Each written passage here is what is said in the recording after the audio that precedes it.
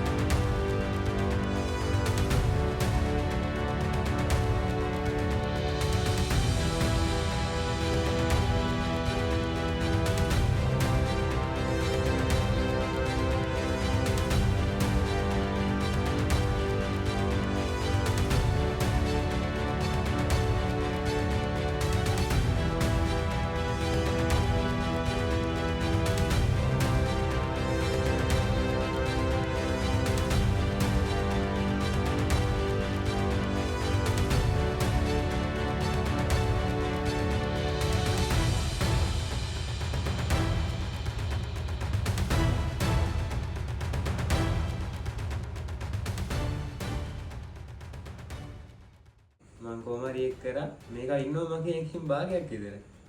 සාමාන්‍යයෙන් මස් එක්ක මෙයා පණ පිටින් ඉද්දි කොහොම චණ්ඩියෙක් වෙන්නේ නැද්ද?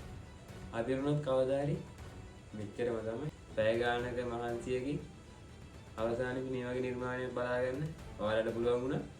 ඉතින් මේ වැඩේ ලස්සනයි නේ. ලයික් එක කමෙන්ට් එකක් දාගෙන යන්න.